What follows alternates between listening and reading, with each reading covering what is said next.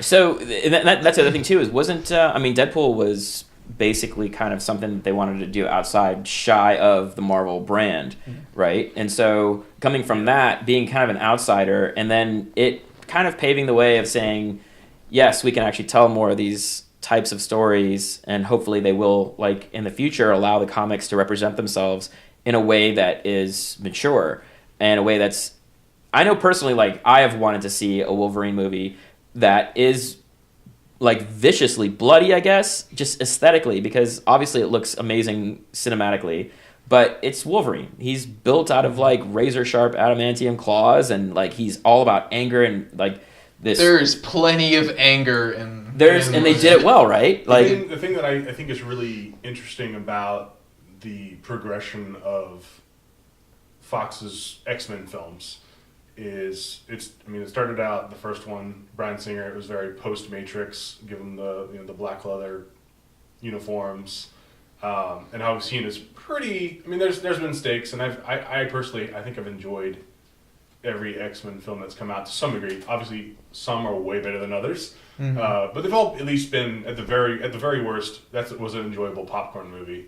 I know some people disagree, but that's, as someone who grew up watching the cartoon, I read the comics a little bit.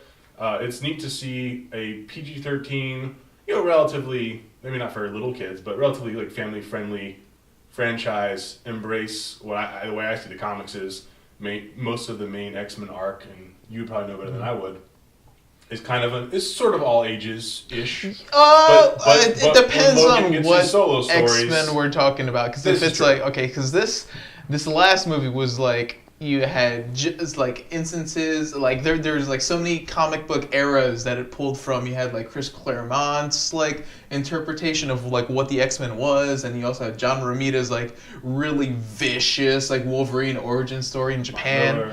Frank Miller. Oh man, there's just so much like amazing source material that they were able to pull from this, and it's like, once you go see this movie, and if you're like, you were a diehard X-Men fan, like I was, like in the 90s, coming up to the 2000s, you will be able to point out every single thing, even the new stuff, like all of the new rebranding, like the legacy characters for Wolverine, for instance, like X-23 and Daken. I don't know if you know anything about the Wolverine's like son.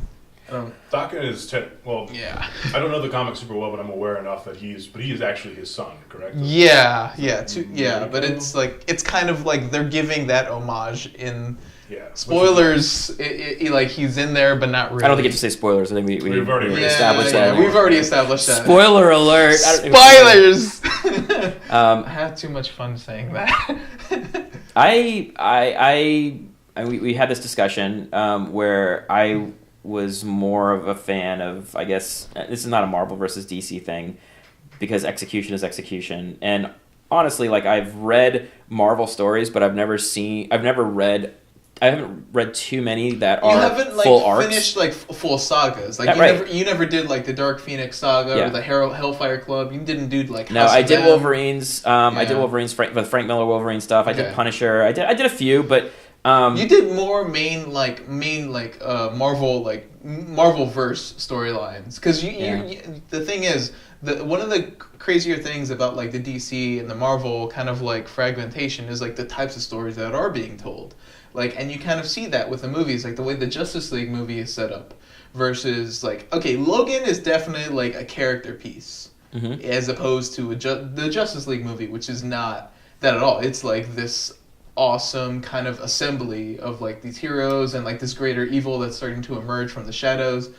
Not necessarily. It's kind of like in the same ballpark of like the Marvelverse movies too. Oh, well, yeah, the progression of the movies. I was thinking more so just the comics itself. Obviously, there's a breadth of material to work with, and for a movie, you've got 2.5 hours to tell a story. So really, what you're doing is you're telling the best ones. I guess any story. 2:15 for this one. Yeah, this is a pretty, it's a over 2 hour movie, so there's a lot of story to tell. It's worth it. But it's still a very contained story. And it's a journey story, and it's very character focused in the way that I think it did Marvel really well by allowing them to focus on not only the visual but also like the aesthetic choices that they're going to use for what these characters are that complements the comic book in a mature way, because that's what the Wolverine story has always been like that. I don't think it's ever shied away from being like that in the comics.